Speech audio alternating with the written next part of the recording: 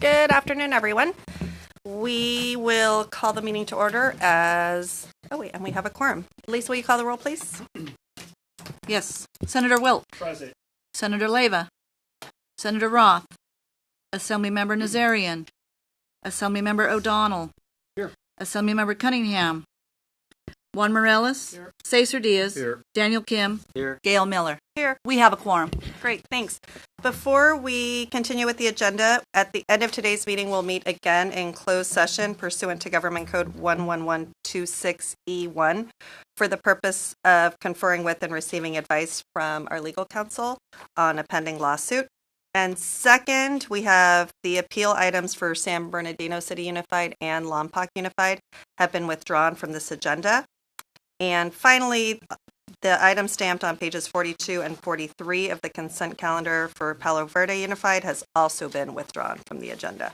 So we just decreased the length of this meeting by like half. You're welcome. So first we'll go to the minutes from December 9th.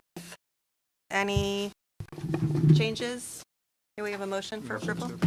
Second. Moved by Mr. Diaz, seconded by Senator Wilk. Lisa, will you call the roll, please? Senator Wilk. Aye. Assemblymember O'Donnell. Aye. Juan Morales. Aye. Cesar Diaz. Aye. Daniel Kim. Aye. Gail Miller. Aye. So we will hold that open and see if a few other members come Great, and let thank that you. on. Thanks, Ms. Jones. Next, the executive officer statement. We have a few things to share with you today. Happy New Year, everyone.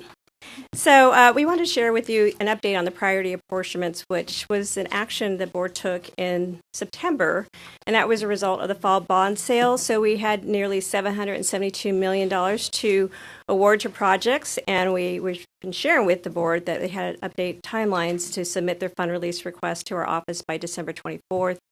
We're happy to share that a cumulative total of $705 million have and will have program access to the program cash, which is great news. So it's a good draw on the cash. We also wanted to share with the board, there's several projects, I would say close to 40, that have a career tech education program grant. They actually have a different timeline, so they have until September 24th to perfect and come in with their approvals. So that's on a different timeline. So with that, we also wanted to share with the board, there's two projects, $2.4 million that didn't come in for the valid fund release request, and as a result, they will lose their award as a result again. So the second item I want to share with the board, if you have an unfunded approval, the requirement to submit a certification to our office was December 12th. That was shortly after our last meeting. So we're happy to report that 274 projects came in for nearly $830 million, which is great news for those projects that have unfunded approvals. So that will deem them eligible for a spring bond sale. So their certifications are valid from January 1st to June 30th of 2020. I also wanted to highlight the next item is Career Tech Education Program grants. That filing round is still open, and happy to report, Mr. gave us an update last month that they had over 282 applications that came through the door for a review. So that's the first step of the process for folks who have not submitted before or wanted a re-review of their application to get a higher score. So if you have a score of 105 or higher, you have the ability to submit for a funding request. And we're encouraging folks to submit that request through our electronic processing for Career Tech filing grants. And so we just also received the first round of scores from Department of Education, which is great. We're happy that the flow basis is working. So we had 70 applications that went through with a score last week, and we're eager to see another batch come through, and we understand it's probably upwards about 80 projects will have a new score as well. So again, we have a timeline to submit your funding application, and your funding application is due to our office in the early part of April 6th. So let's get them in. Let's access $250 million. Let's get that out the door. The next item I wanted to share with you is we did share with the board in December that we're going to have some facility hardship regulation amendments and conversations about how we can refine the process, clarify the program requirements. And we had a meeting on January 10th. That was a very successful meeting. We were happy that we actually produced the documents way before the Christmas break, and so folks had an opportunity to review that. Our next meeting is January 31st in this building in 4202 from 9 to 11. So looking forward to a robust conversation and having more dialogue about our process.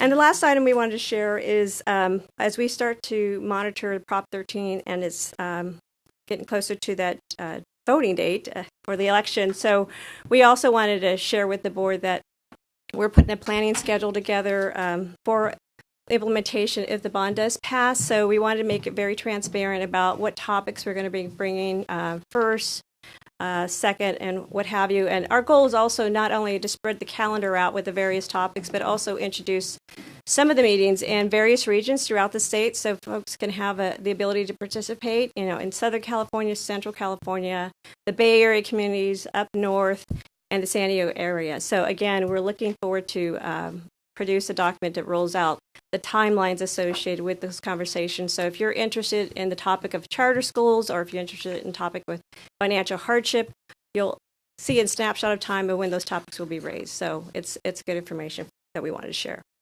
And with that, our next meeting is February 26th. February 26th. February 26th. Great.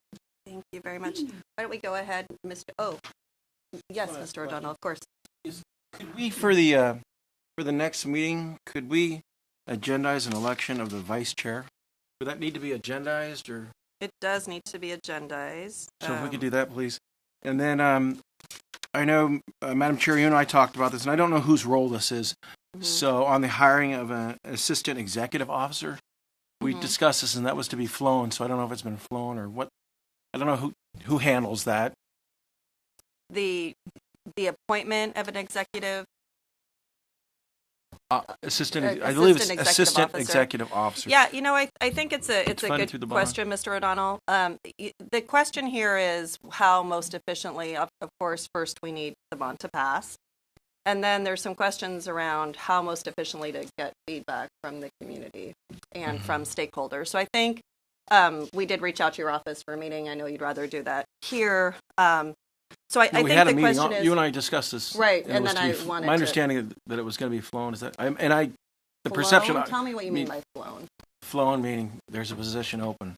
Here's the title. No, I think the discussion we had was that I actually didn't know there was an assistant executive officer. So certainly, I think what we want to do is make sure that the information we get from stakeholders around the state is complete and can actually be implemented and used and useful.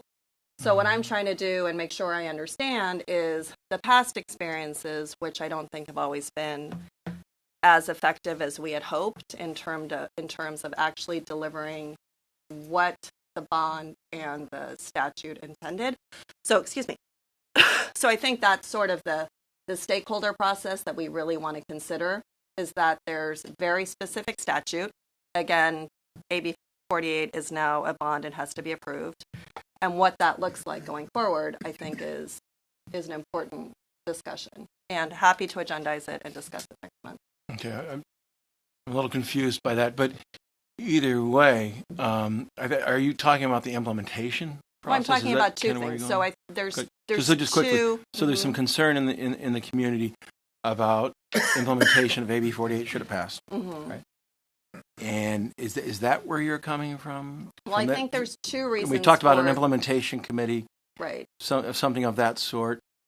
Is that where you're going? No, I'm talking about. I think there's two discrete issues. There's the idea of this assistant executive officer, which we'll put on the agenda for next time.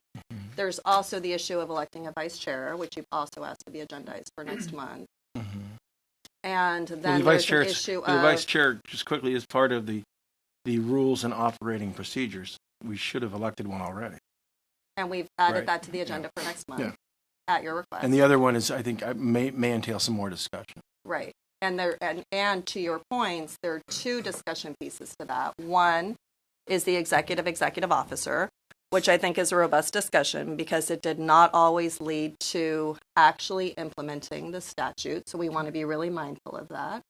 And two, along with that, is an implementation committee should this bond measure pass. So happy to agendize all of that, and we'll have that discussion in February. Thank you. Okay, with that, can we move to the consent calendar, please? Yeah, consent agenda is ready for your approval. Thank you. And just to repeat, there were 2 items removed from the consent agenda. With that, do we have a motion and a second for that? Moved by Mr. Diaz, seconded by Mr. Cunningham. Mr. O'Donnell, sorry. Ms. Jones, will you please take? Senator Wilk? Aye. Senator Leyva? Aye. Assemblymember O'Donnell? Aye. Assemblymember Cunningham? Juan Morales? Aye. Cesar Diaz? Aye. Daniel Kim? Aye. Gail Miller? Aye. Motion carries. Thank you very much, Ms. Jones. Moving on to the financial reports, Ms. Yes, Zimmerman. I just wanted to highlight on just the update on the fund release request. We had over $133.2 million of funds being dispersed in November and December, so that's great news.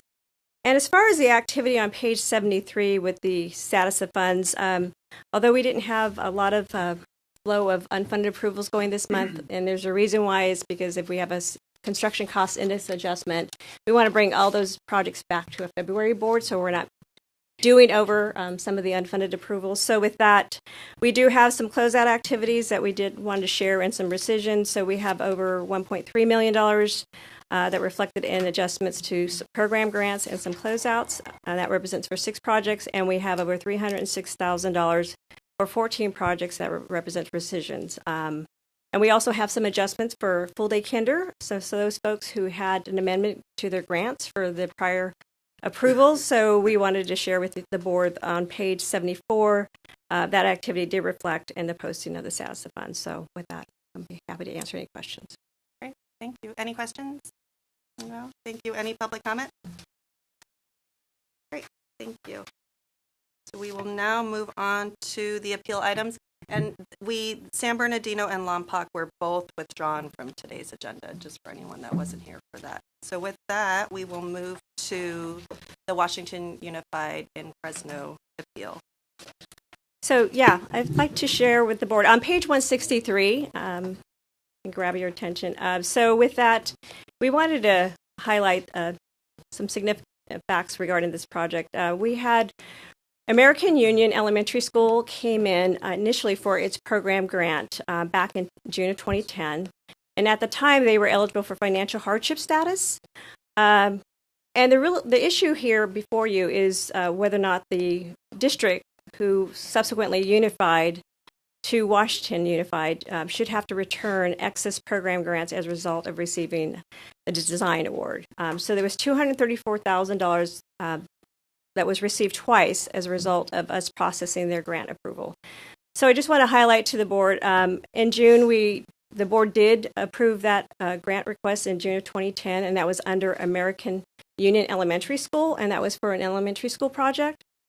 Subsequently to that event, the district subsequently came in for its apportionment in December of 2010. However, on July 1st of 2011, the district went through a unification process in which they unified with American Union Elementary unified with West Fresno Elementary School. They also unified with Washington Union High School District. So they became, the new title of their district name became Washington Unified. Subsequent to that event, in September of 2011, the district came in with their full funding request for that project at the elementary school. And with that, staff had challenged whether or not they can actually come in for that grant. That was subsequently resolved in August of 2012, in which the district had appealed their status for financial hardship, and they were granted hardship status based on that original project at American Union Elementary School. So with that, the district did process an unfunded approval for that program grant at the elementary school. We awarded over $2.4 million for that program grant. And as a result of processing that program grant, we actually processed the design grant again with that full grant. So as we go through the closeout process, we did subsequently release the funds. We went through the closeout process with the district, was determining how much expenditures were eligible for the project.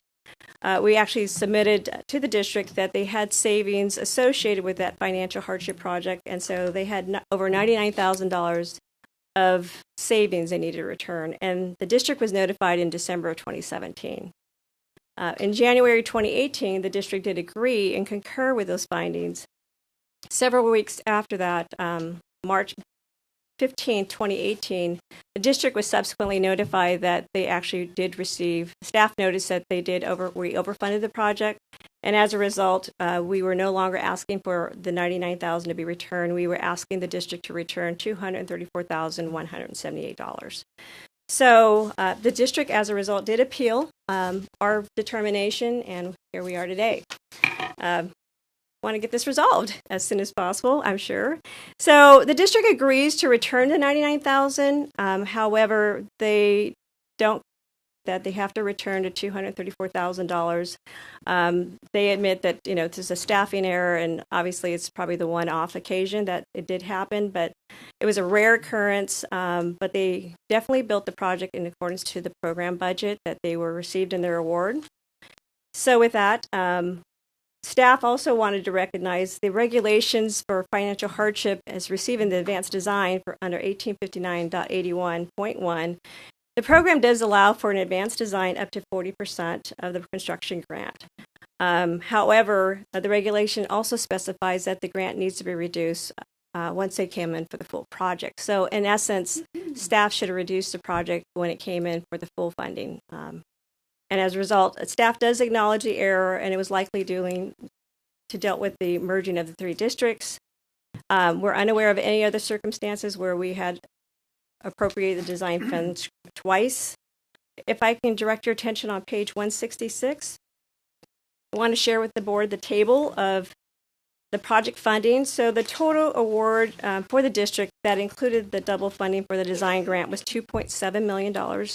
The expenditures as audited was over $2.6 million. And so the net result initially was the $99,000 to be returned. But as we, like I said, reconcile the program grant, that grant actually should have been reduced. And so the true award should have been over $2.4 million.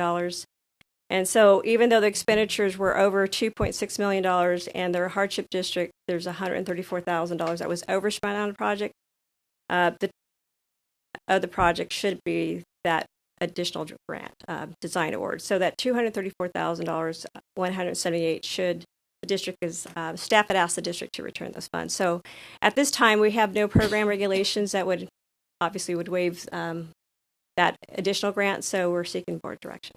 Okay. And Ms. Silverman, if we can just clarify, it's the $234,178 that you're asking for, and of that, they've agreed to return the $99,000. That's correct as well. So yes, the net is like $135,000, $178,000, right? Yeah, the district has claimed that they have the $99,000 available in their accounts to return. So in essence, they have the funds to pay some of the project, but I guess the contentious issue is we haven't received the funds back, so that's really at play. So they would have to pay an additional $134,000. Right. That's correct. Thank you, Senator.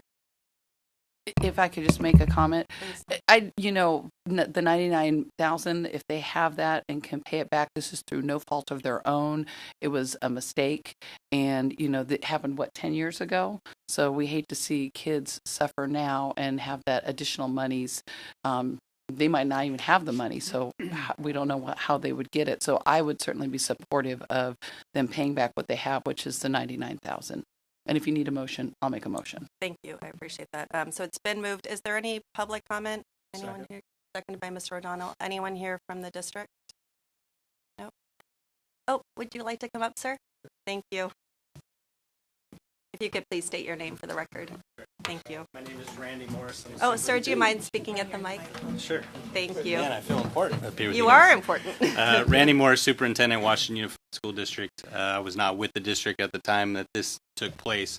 However, I am familiar with the process, project, and how we got to this point. And so, for those reasons, and well stated up here, that's why we're here today to ask that we not be penalized for not realizing at the time that the design phase was issued twice, or the design funding was issued twice, and we are certainly in agreement to return the $99,000. Great. Thank you for clarifying that. We really appreciate that. Any Thank questions? you. Oh, please, Mr. Cunningham. Yeah. Yes, a few. I just had one question for you. So the $134,508.69, which is the difference between the 99 that you're agreeing to return and what is recommended that you return, right? Was that money spent, or Yes. is it sitting somewhere? Spent. Okay, and what did it get spent on? My understanding is it was spent on the project at American Union. So for you to return the full 234,178. You would have to find an additional 134,508. Okay, that's all I wonder. Thank you, Mr. Cunningham. Mr. Nazarian? Thank you. I don't think it is. Good. It should be. Thank you. Thank you for being here, first of all, and I appreciate that that you brought this issue forward, because it's an exercise for us to go through and set our parameters. My concern was it's not the amount of money. Obviously, if it's put to good use, it's well worth it, and that's not an issue. And I think on many occasions before we've voted to grant the appeal of a school district in similarly situated circumstances. But in this case, I'm just wondering if the district had received the funding twice. Maybe you can't speak to this because it's before your time. Sure. But there would be a fiduciary obligation of the district also notifying the board that there was two sets of similar funding for the same project given to them, and so was there an error? Was there even ever a conversation about that? You know what? I can't really speak to that because I wasn't there during that time. After figuring out why I needed to come here today and trying to understand how we got to this point, my understanding was that there was definitely some confusion during the unification process. And during that unification process, there was also a building of an administration for the unified district, because it wasn't like American Union joined a unified district. American Union, West Fresno, and Washington Union unified at the same time. And so my understanding is that the district did not realize when the unified district came and got the apportionment that there was an additional design fee that was already issued to American Union. But that merger also helped the collective of the school districts. Correct. Okay. If you can't answer this, I'm not going to belabor the point. Sure. But there's many things that I'm willing to support. Sure. But when it comes to something like this, I feel like it sends a wrong message. So I'm going to be withholding my support for this. Okay. Thank you, Mr. Nazarian. Mr. Kim? Thank you, Superintendent, for coming here, and I understand you weren't there at the time. But this is hardship funds, so there wasn't a district match for this project. No, there was no match. So what I'm not understanding is, if this was for the design fee, then and you spent the money, or at least $134,000 more than you expected, that means there was a cost overrun. And shouldn't that have been reported in some way or fashion? That's one thing. Or two, and that would be a huge increase to their design fees compared to what they would. Or two, that money was spent on something else that wasn't part of this project. So I'm just trying to reconcile where did this money go? I know you spent it, Sure. on what? Sure. Well, in the research that I was able to do, it was spent on the project at American Union, as far as I can tell. But wouldn't you be able to identify where the cost overrun was? And someone would have been able to identify, yeah, we overspent in this line. It was not brought to my attention until it came from this office that we had been issued the design phase twice. I think part of the issue was that 3 districts were consolidating at one time. If you could speak to that much better than. Yeah, I mean, the unification process, while I wasn't there at the time, I've become really familiar with it because I live in the area and was part of it from the public sector, if you will. That process, so actually West Fresno, American Union put it to the voters, right? And they said the board decided the voters got to decide on unification. West Fresno, that wasn't the case. West Fresno was, what is the proper term, Chris? Chris, do you know the proper term for West Fresno? Lapsation, thank you. Lapsated into the district once American Union became part of it. So while I'm not familiar with the internal interactions and how things got communicated on all levels, it was a very different view for a community that had 6 separate school districts operating independently for the entirety of their existence. Lapsated? I don't know that. Yeah. And I commend you on the consolidation.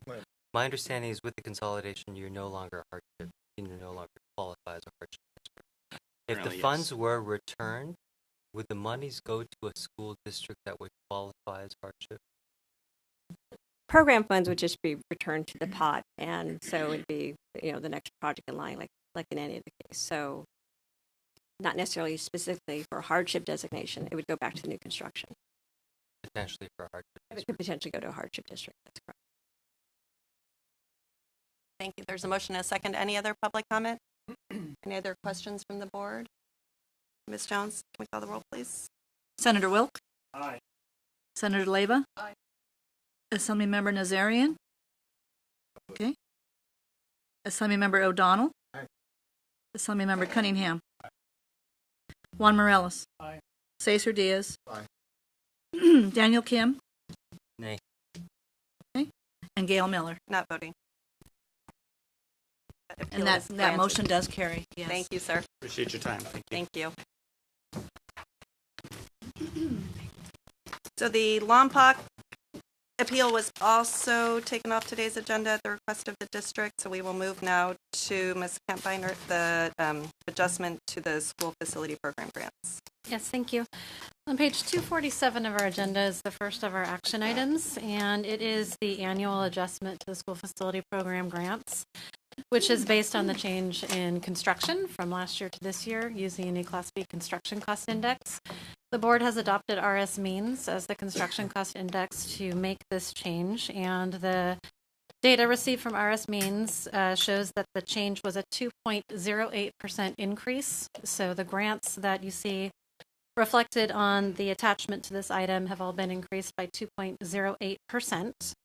I would like to read into the record that there is one grant for modernization for the elementary school pupil grant on page 252 that is listed at $4,747, and that should be corrected to $4,741. But with that change, we are seeking the board's approval to make that increase to the grant amounts. These grant amounts would then be applied to all projects that receive a new board approval in 2020. And as Lisa mentioned in her executive officer statement, we will have our project approvals that normally would go to January come to us in February so that they can also have the benefit of this construction cost change. With that approval. Thank you. Any questions from the board on that? Any public comment? Would I have a motion and a second then? Motion to approve. Moved by Mr. Diaz, seconded by Senator Leyva. Ms. Jones, will you call the roll, please? Senator Wilk? Senator Leyva? Assemblymember Nazarian? Aye.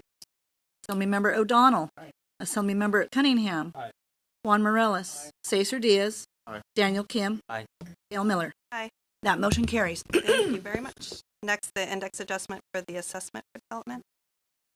And this is sort of a companion item to the construction cost index change that we just adopted. But this item comes before the board every 2 years in January. And it is also based on the rate of change on that Class B construction cost index. But this item is asking the board to adjust the level 1 assessment on development that can be applied. And on page 257 of your agenda, we have a chart there that shows the history 2016-18 and what the new change would be in 2020 as a result of the 2-year change, which is a 7.64% increase. So that is last year's increase of 5.56 plus this year's increase of the 2.08%. And that would increase the developer fees to $4.08 for residential and 66 cents for the commercial. We also have put a footnote on this item just to draw folks' attention to the fact that if Proposition 13 does pass, there are provisions in AB 48 that would potentially change who pays the developer fee, what types of development with respect to multifamily housing and location to transit stops. So that would become effective if the bond passes. So we just wanted to draw attention to that today. But no action needed on that piece today. We're just asking the board to adopt the typical every 2-year change to the level 1 fees.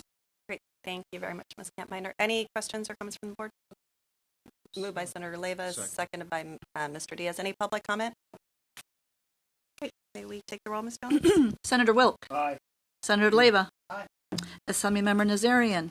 Aye. O'Donnell. Aye. Cunningham. Aye. Juan Morales. Aye. Cesar Diaz. Aye. Daniel Kim. Aye. Gail Miller. Aye. Motion carries. Thank you very much. So we're on our last item in open session. The Ms. Silverman. That's the information item related to the K-12 local audits. We wanted to share with the board with the enactment of Education Code 41024 that provided the responsibility of having every project funded from this program audited, and that resulted in projects funded after April 1st of 2017. So that local requirement to have your project audited, we wanted to share with the board that an update. We actually had 21 projects that came through from the completion of the local audits being performed, and they actually were submitted to the controller's office. And with that, we wanted to update the board. There's 14 of those local audits were certified, which is great news. Even better news I wanted to share is there's no audit findings to date, so that's great news. So we can think of a couple things that are actually being well used, and that is the grant agreement, the disclosure of the eligible cost and the ineligible cost. A lot of outreach and training, which has been really great. We've been also helping districts also distinguish with some of their expenditure reports before they submit in the final review. So this is all great news, and we also want to commend the districts for getting an A so far on their audits. So that's also positive for the program and that folks are following the program requirements. So just want to give that update. Great. Thank you. That's good news. Any public comment on that? Any other public comment? So this concludes the regular public SAB meeting for today. At this time, the board will meet in closed session pursuant to Government Code 11126E1 for the purpose of conferring with and receiving advice from counsel regarding the status of a pending lawsuit. Upon conclusion, we'll report back out and adjourn the meeting. Thank you very much.